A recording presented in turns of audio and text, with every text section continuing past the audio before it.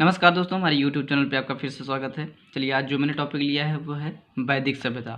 तो इससे पहले मैंने जो टॉपिक लिया था वो था सिंधु सभ्यता के बारे में। यदि आप उसे नहीं देखे हैं तो इस टॉपिक के बाद आप उसे देख सकते हैं और हमारे प्लेलिस्ट पे जाके और सारी वीडियो को देख सकते हैं।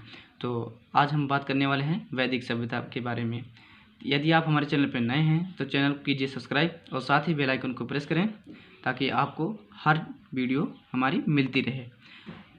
और यदि आपको वीडियो पसंद आए तो दोस्तों के साथ शेयर कीजिएगा और लाइक कीजिएगा। और चलिए चलते हैं टॉपिक की ओर। तो सबसे पहले वैदिक सभ्यता जो है, वैदिक सभ्यता को दो भागों में विभाजित किया गया है।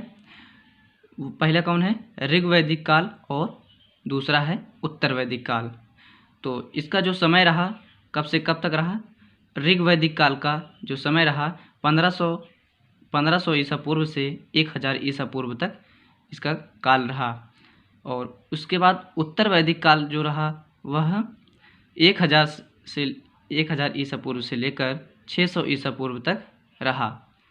उत्तर वैदिक काल 1000 ईसा पूर्व से लेकर 600 ईसा पूर्व तक रहा। इनका जो निवास है, इनकी जो आर्य हैं, इस सभ्यता के लोग जो हैं आर्य थे। तो इनका जो निवास है,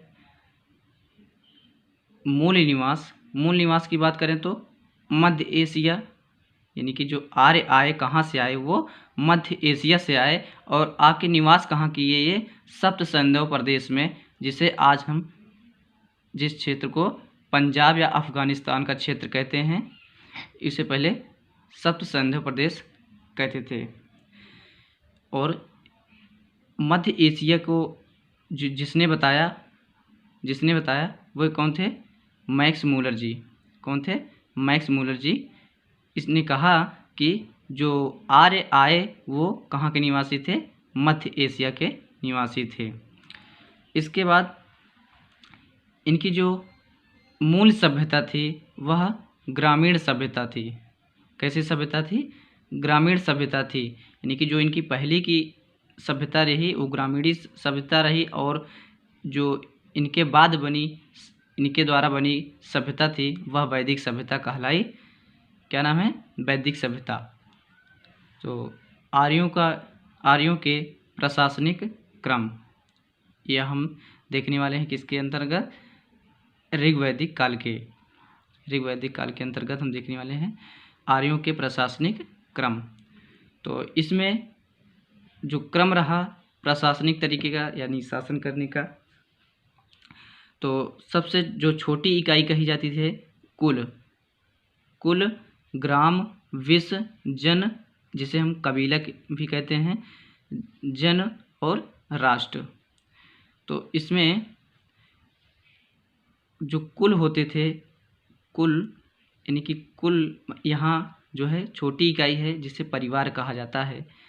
तो कुल का जो मुखिया होता था उन्हें कुलप कहा जाता था, जबकि जो ग्राम होता था, ग्राम का जो प्रधान होते उन्हें ग्रामीणी कहा जाता है। जो विश के प्रधान होते थे उन्हें विस्पति कहा जाता है। और कबीला के या जन के जो मुखिया होते थे या मुख्य होते थे उन्हें राजन या राजा कहा जाता है। और इन्हें एक नाम से और कहा जाता है, गोप नाम से जाना जाता है।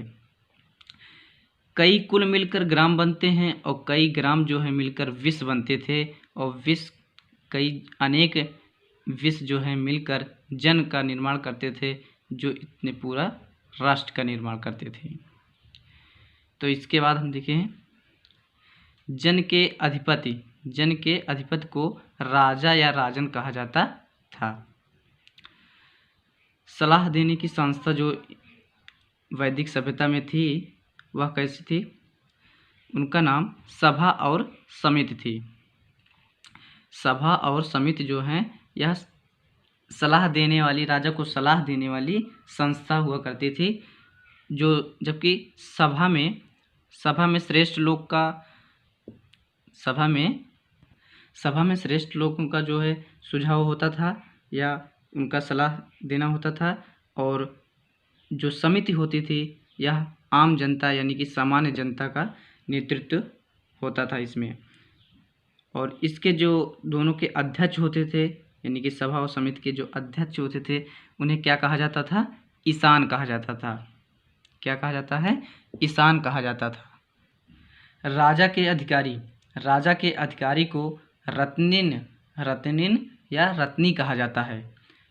कहीं कहीं रत्नी दिया होता है, कहीं कहीं रत्निन दिया होता है। तो राजा के अधिकारी को क्या कहते हैं? रत्निन कहते हैं।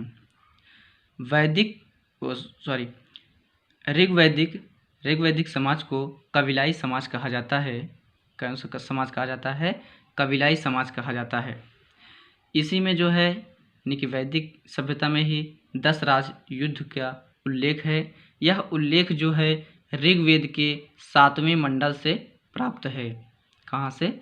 ऋग्वेद के 7वें मंडल से हमें प्राप्त है। इसमें राजा सुदास एक तरफ होते हैं और 10 जनों के बीच जो है यह युद्ध लड़ा जाता है। जनों का मतलब यहाँ जो अभी मैंने इससे पहले बताया था, जन यानी कि 20 के बाद जो जन आता था, वहाँ के जो राजा होते थे, तो 10 राजाओं ने मिलकर राजा सुदास से युद्ध किया था। इसीलिए इस युद्ध का जो नाम है 10 राज युद्ध पड़ा। 10 राजा के होते हुए भी विजय किसकी हुई?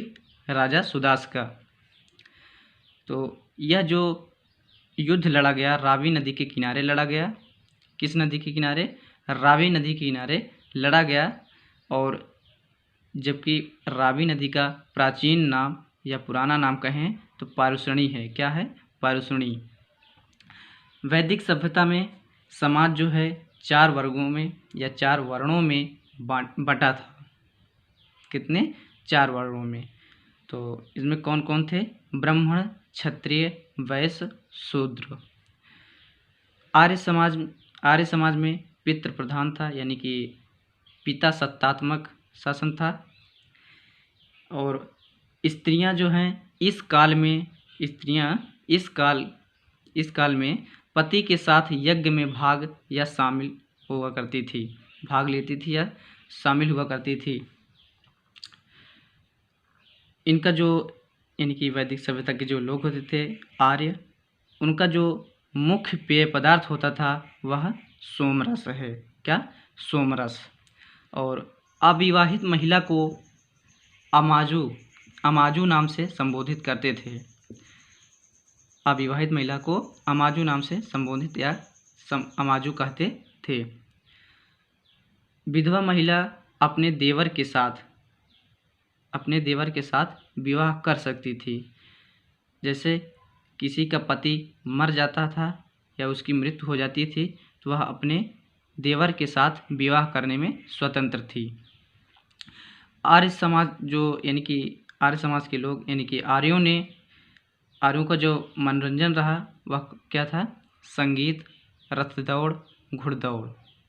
संगीत, रथ दौड़ और घुड़दौड़ इनका मनोरंजन रहा। आर्यों का मनोरंजन संगीत, रथ दौड़, घुड़दौड़ था। यहीं पर वीडियो को करते हैं समाप्त।